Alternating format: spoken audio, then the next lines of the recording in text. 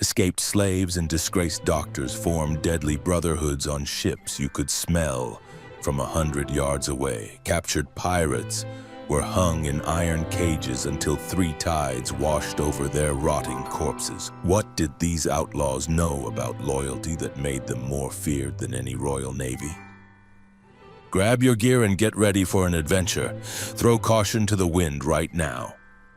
Beyond the horizon, where laws faded away, pirates created their very own world.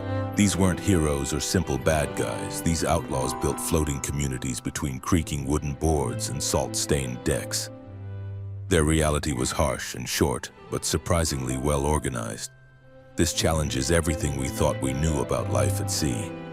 Being a pirate was never anyone's childhood dream, at least not if they understood what it really meant. Pirates weren't born. They were made through desperation, opportunity, or sometimes just really bad luck.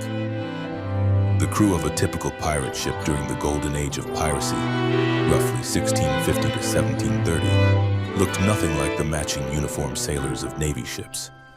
Instead, they looked like a walking, talking mix of humanity's leftovers.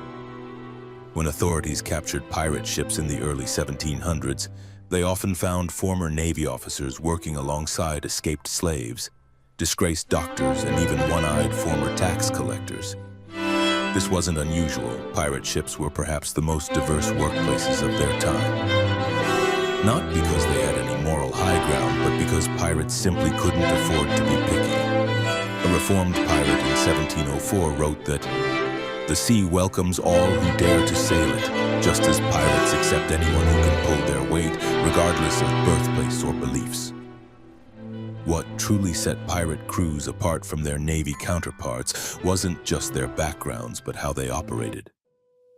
While Royal Navies ran on strict hierarchies where common sailors were treated little better than animals, pirate ships were surprisingly democratic. The captain wasn't a godlike figure, but more like a CEO who could be voted out during tough times. Pirates created the first written workplace agreements in maritime history. These articles were signed by every crew member and outlined everything from payment structures to compensation for injuries. Lose an eye while capturing a merchant vessel, that's worth 100 pieces of 8. Lose a right hand, 600 pieces. These documents were revolutionary. The first disability insurance plans created by workers themselves. A typical article from a famous pirate ship stated, "If any man shall lose a joint in time of an engagement, shall have 400 pieces of 8, if a limb, 800.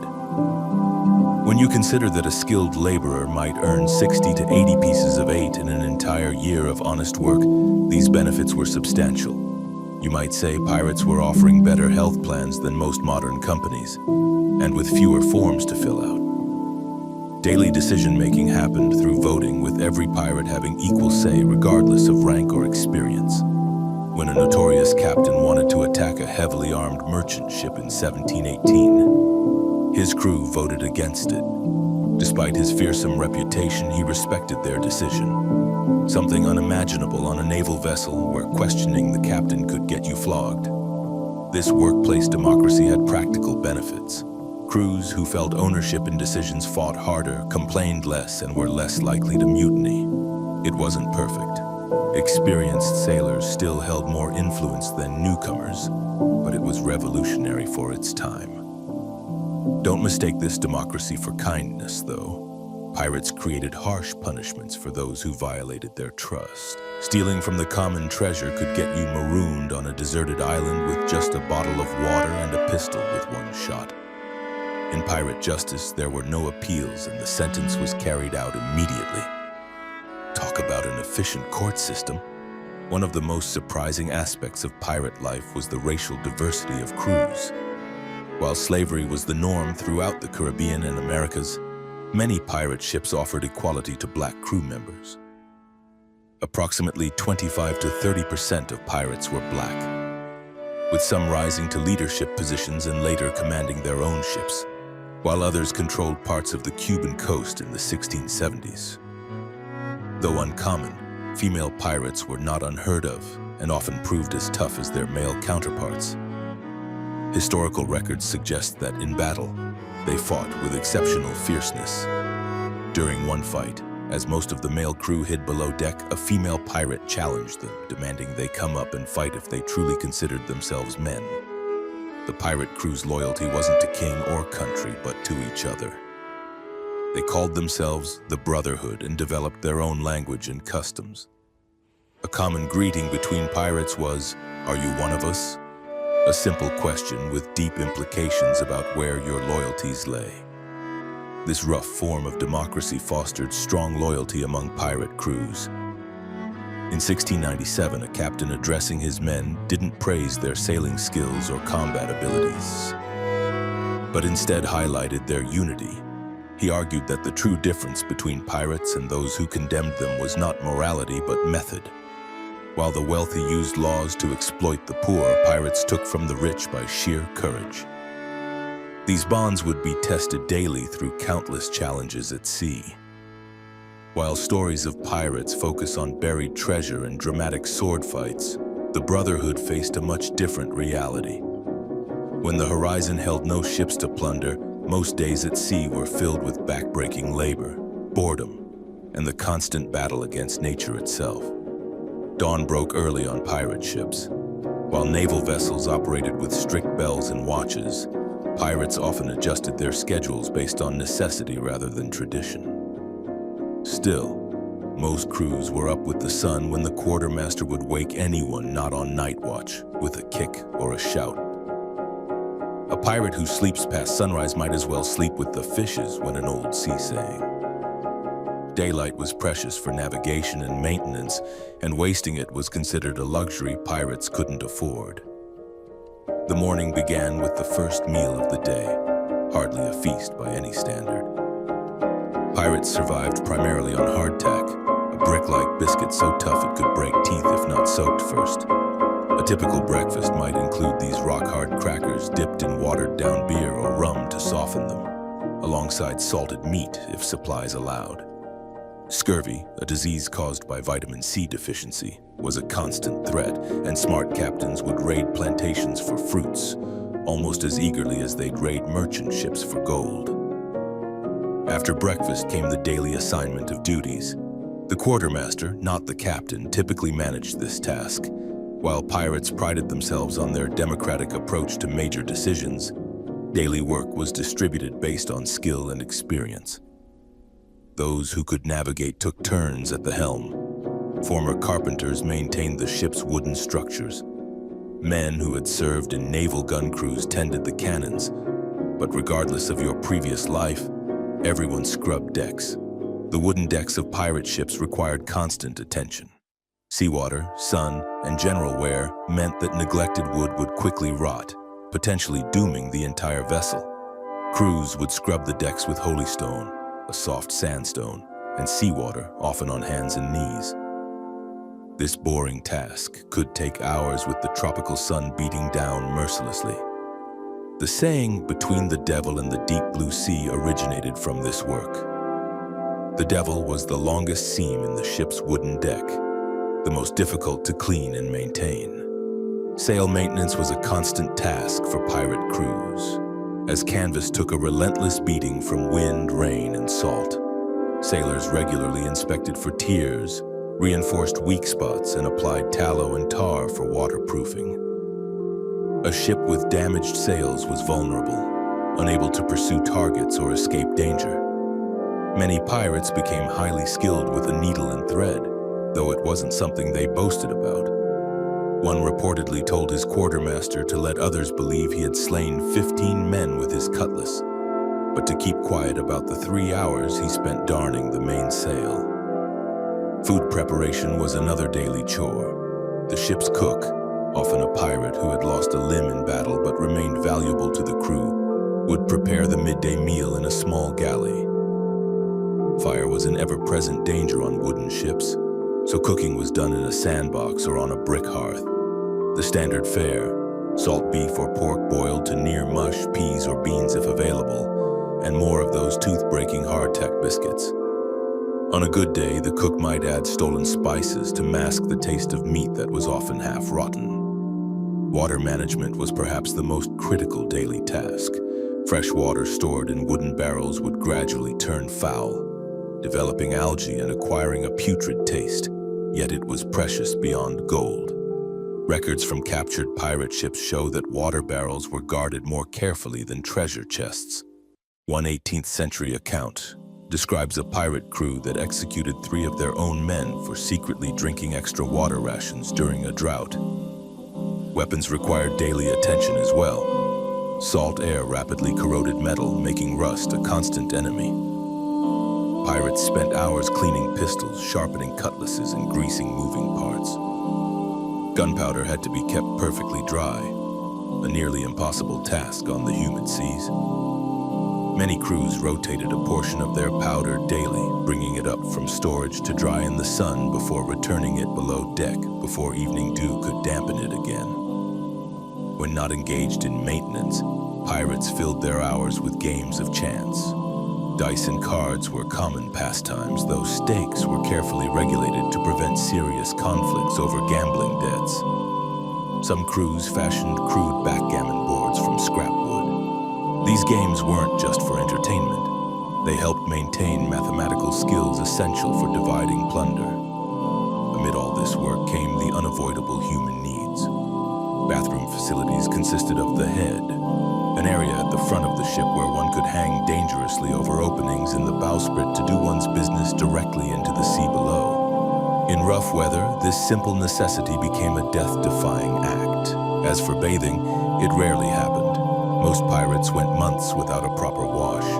Some would strip down during rainstorms to rinse off sea salt, while others occasionally cleaned themselves with seawater and sand as an abrasive. The resulting body odor was so normal that it went unremarked in most pirate accounts. When a pirate ship was spotted from a distance, sailors often claimed they could smell it before they could see it. One captured merchant captain wrote in 1718 that he surrendered his vessel not due to the pirates' fearsome weapons, but because their unbearable stench had already begun to board my ship from 100 yards away. Perhaps this was the real reason pirates wore perfumed handkerchiefs around their necks. Not for style, but as emergency nose protection during crew meetings. Sleep came in short shifts rather than long nights. Most crews operated on a watch system, with half the men working while the others rested. The typical pirate slept on the hard deck or in a hammock slung in crowded quarters below. Privacy didn't exist.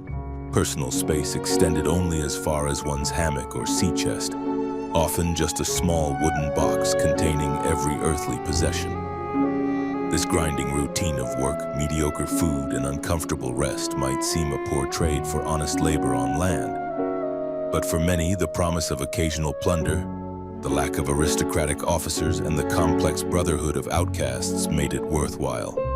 Besides, for escaped slaves, former convicts, or men who had fled debt, returning to civilization promised only chains or the gallows. The monotony of daily life could be suddenly shattered with a single shout from the crow's nest. But contrary to popular belief, pirates didn't attack every vessel they spotted. The hunt was a calculated affair, more chess than checkers, more fox than wolf. Pirates rarely wandered the seas hoping to stumble upon random prey. The Caribbean and Atlantic shipping lanes of the 1700s were too vast for such a haphazard approach. Success depended on careful planning, solid intelligence, and strategic positioning. The average pirate ship might spot only one potential target every week or two, making each opportunity precious. For pirates, information was often more valuable than gold. Before setting sail, crews relied on a web of informants in port towns to gather intelligence.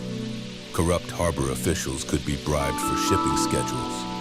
Tavern keepers overheard talk of valuable cargo, and even reputable merchants occasionally supplied tips in exchange for a share of the loot. Court records from the 1720s revealed that nearly 20% of captured pirates implicated legitimate businessmen as their secret partners. One pirate, during his trial, remarked that the only real difference between pirates and merchants was that pirates openly admitted to theft while merchants hid behind respectability. The judge was not amused. He sentenced the pirate to hang the next morning, as his merchant accomplices watched from the crowd as upstanding citizens. Maps were crucial tools in the pirate arsenal, though not the treasure maps of fiction. Pirates collected and guarded detailed navigational charts showing shipping lanes, seasonal wind patterns, and favorable hunting grounds. These maps often included information rarely found on naval charts. The depth a merchant ship would sit in the water when fully laden with cargo, the schedules of naval patrols, and the locations of friendly ports where pirates could sell stolen goods. A favorite hunting ground was the choke point, narrow passages where shipping was forced to convert. The windward passage between Cuba and Hispaniola funneled ships from Europe to Jamaica. The waters off Charleston concentrated vessels, heading to and from the American colonies. The straits near the Bahamas channeled ships returning to Europe with colonial goods. By positioning themselves at these maritime bottlenecks, pirates increased their chances of encounters from once a fortnight to nearly daily. Pirates were surprisingly strategic when selecting targets, favoring intimidation over combat. Despite their ruthless reputation, they avoided unnecessary fights that could damage ships, injure crew members, or reduce profits. The ideal prize was a well-loaded merchant vessel with minimal defenses, one that would surrender without resistance. As one pirate noted in his journal, the best target was fat of cargo and thin of courage. Those who recklessly damaged valuable plunder risked more than a reprimand. They could be voted out of their share, proving that even pirate democracy had limits when profit was on the line. Intelligence helped identify these ideal targets. Spanish treasure galleons might seem the perfect prize, but they were heavily armed and escorted by warships. Far better to target merchant vessels from smaller trading companies carrying less spectacular but still valuable goods like sugar, tobacco, or textiles, and lacking the means to put up serious resistance. Timing was everything. Pirates tracked the seasonal patterns of shipping. Sugar from the Caribbean sailed for Europe in late summer. Slave ships headed to the Americas in spring, and East India Company vessels returned from Asia in early fall, laden with spices and silk. By following these patterns, a pirate crew could position themselves to intercept the richest prizes when they were most vulnerable. The pirate vessel itself was a weapon in the hunt. While Hollywood depicts massive ships bristling with cannons, most successful pirate craft were surprisingly small and nimble. Speed was valued over firepower. Many pirate captains chose sloops or brigantines, fast, agile vessels that could run down fleeing merchants or escape pursuing warships. These smaller ships could also navigate shallow coastal waters, where larger naval vessels couldn't follow, providing crucial escape routes.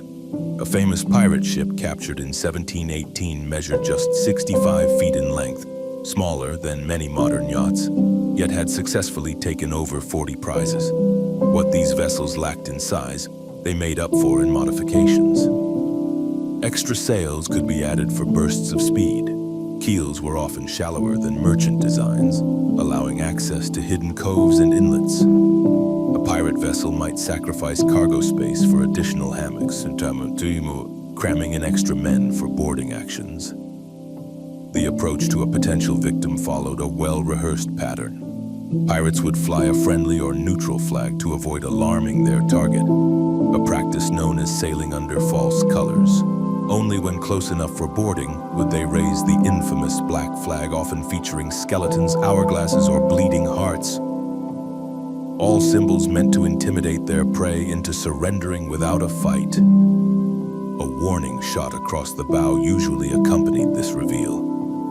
This demonstration of firepower carried a clear message: resist and be destroyed, surrender and be spared. It was no empty threat.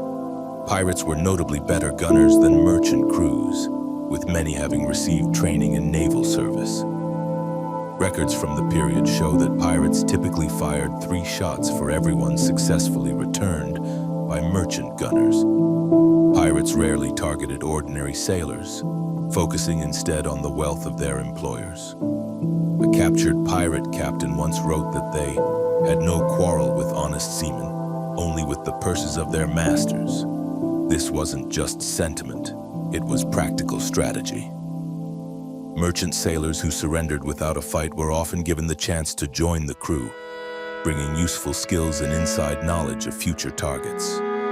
Should the merchants still refuse to strike their colors or lower their flag in surrender, pirates would attempt to damage the ship's rigging rather than sink it. Shots aimed at sails and masts could immobilize a vessel without endangering its valuable cargo. Once the target was disabled, pirates would lower boats and row across with grappling hooks and boarding axes, overwhelming the merchant vessel with superior numbers.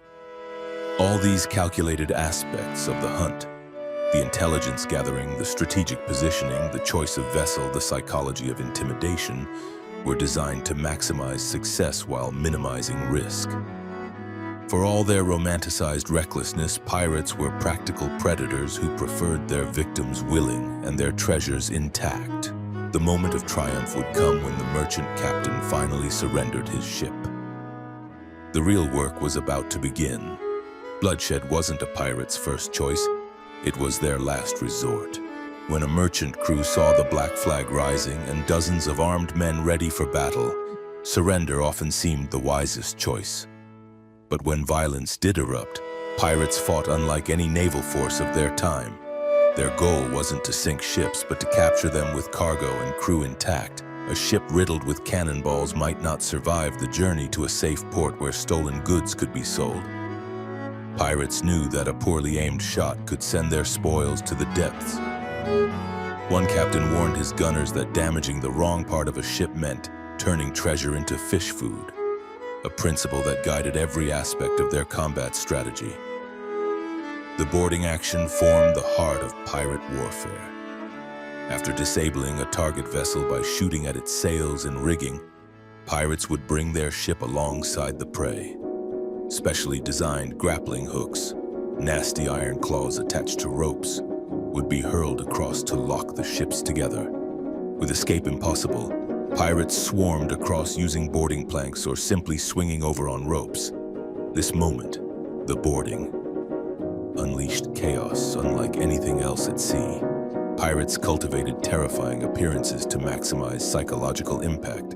Some bound slow-burning fuses into their beards and hair, surrounding their faces with demonic smoke.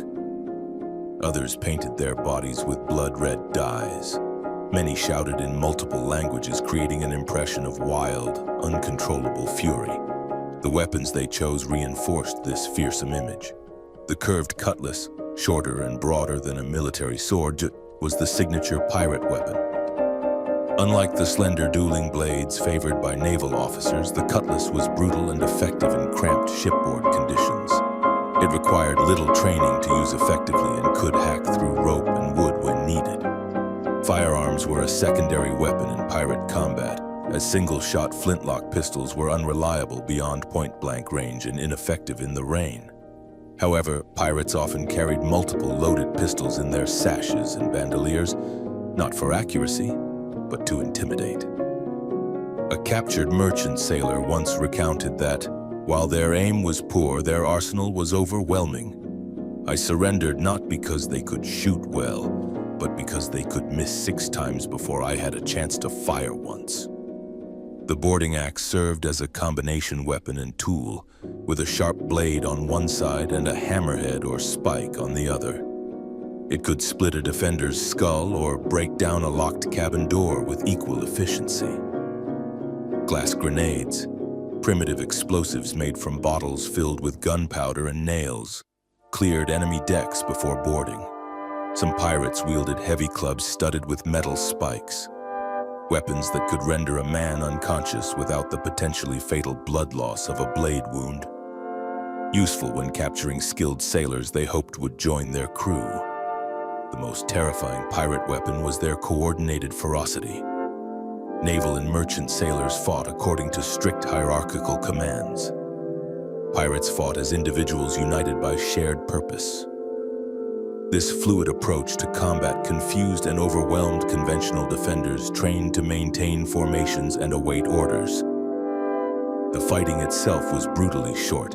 Most shipboard battles lasted less than 15 minutes. Pirates aimed to create a swift impression of inevitable defeat. If the merchant crew believed resistance was futile, they would surrender quickly, preserving lives on both sides. Battle injuries were common despite pirates' preference for quick victories. Cutlass wounds to arms and shoulders predominated, followed by splinter injuries from shattered wood. Medical care aboard pirate vessels was surprisingly advanced for its time, partly from necessity and partly because captured ship surgeons were always offered a place in the crew. Rum served as both anesthetic and antiseptic. Wounds were cleaned with alcohol or seawater, then sealed with hot tar. Amputation was common for severe limb injuries, performed with remarkable speed by experienced ship surgeons. The pirate articles guaranteeing compensation for battle injuries created a strange incentive system. A lost eye might be worth 100 gold pieces, a meaningful sum for men who had previously owned nothing. This led to occasional disputes, as noted in one captain's logbook. Jenkins claims a tavern wench bit off his finger and demands payment per the articles. The surgeon confirms the wound but says it more resembles the bite of the tavern's toothless dog. Payment denied. After combat came the truly dangerous part of a pirate raid, prisoner management. Captured crews outnumbered their captors in most cases, creating a precarious situation. Pirates addressed this by immediately separating officers from common sailors, offering the latter a choice: join the pirate crew or face imprisonment in the cargo hold until the ship reached shore. Many chose to turn pirate on the spot. Records from colonial courts show that roughly 35% of pirates began their outlaw careers after being captured themselves. Those who refused were generally treated according to how much resistance they had offered. Crews that surrendered immediately might keep personal possessions and be released at the next port. Those who fought fiercely could face marooning on deserted islands, or worse. The battlefield success of pirates, often against larger, better-armed opponents, speaks to the effectiveness of their distinctive fighting approach. The reputation they cultivated through calculated violence served them as much as their actual combat skills. The psychological impact of a pirate attack lingered long after the physical wounds had healed. But for all the legends surrounding their combat prowess, pirates lived with the knowledge that eventual capture meant something far worse than defeat in battle. The average pirate's active career lasted just 2 to 3 years before ending in capture, death, or a rare successful retirement. When the law finally caught up with these sea bandits, the punishments were designed not just to end lives, but to send messages. Public execution was the standard fate for captured pirates. These weren't simple hangings, but elaborate spectacles. Pirates were often executed at harbor entrances, their bodies left hanging in iron cages until 3 tides had washed over them. The corpses would then be tarred and displayed in prominent locations around port cities as grim warnings. The legal proceedings before these executions were remarkably swift. The first dedicated piracy courts could complete an entire cruise trial in under 6 hours, with a conviction rate approaching 95%. Most captured pirates claimed they had been forced into service against their will. Despite harsh realities, mythology quickly overshadowed fact. Buried treasure, that staple of pirate fiction, was almost entirely imaginary. Real pirates typically spent their loot within days of acquiring it. Only 2 authenticated instances of buried pirate treasure have ever been documented. Walking the plank appears in no contemporary pirate accounts. This elaborate form of execution was pure invention. Real pirates simply threw troublemakers overboard. Less dramatic, but far more efficient. Parrots, eye patches, and wooden legs became pirate stereotypes despite being relatively uncommon. Prosthetic limbs were luxury items far beyond most pirates' means, and parrots were valuable trade commodities worth several months' wages, too expensive to keep as pets. Perhaps the greatest myth surrounds pirate brotherhood. Nearly 60% of pirate captains captured during the Golden Age were turned in by their own crewmen hoping for clemency or reward money. Honor apparently had its limits when the gallows loomed. Strangely, even as real pirates vanished from the seas, their cultural presence grew stronger. The first pirate-themed play opened in London in 1712, while actual pirates still threatened shipping. From the motley crews who formed unlikely brotherhoods, through the daily grind of ship maintenance, the calculated hunt for prizes, the complex division of spoils, and the occasional fierce battles. Pirate life was far different from our modern romanticized version.